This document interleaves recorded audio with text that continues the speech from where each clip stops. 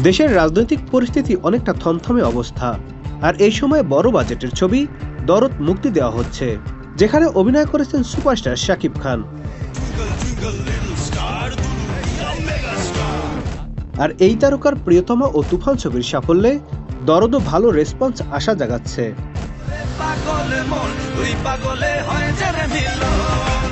শুক্রবার দরদ মুক্তি ঘিরে সিনেমা হলগুলোতে অনেকটা উৎসবের আমেজ বিরাজ করছে।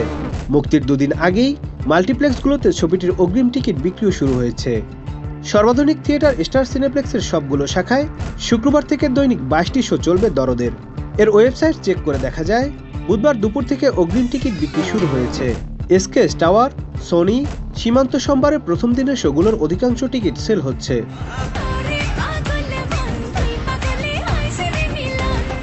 শুধু সিনেপ্লেক্স নয়, সিঙ্গেল স্ক্রিনেও দর্শকদের আগ্রহ তুঙ্গে। রোমান্টিক থ্রিলার ধাঁচের ছবি দরদের শাকিবের বিপরীতে অভিনয় করেছেন বলিউডের অভিনেত্রী সোনাল চৌহান। সম্প্রতি এর গান ও ট্রেইলার প্রকাশিত হয়েছে।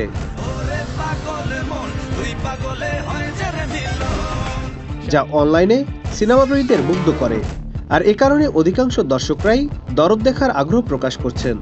বাংলাদেশের পাশাপাশি একযোগে আরও 22টি দেশে মুক্তি পাচ্ছে দরদ। ছবিটি পরিচালনা করেছেন অনন্য মামুন। তিনি বলেন, ঈদ ছাড়া দেশে 100 হলে মুক্তি পাচ্ছে দরদ। ইতিমধ্যে 80টি হল চূড়ান্ত হয়ে গেছে। আমার আত্মবিশ্বাস আছে দর্শক দরদ দেখলে খারাপ বলতে পারবেন না।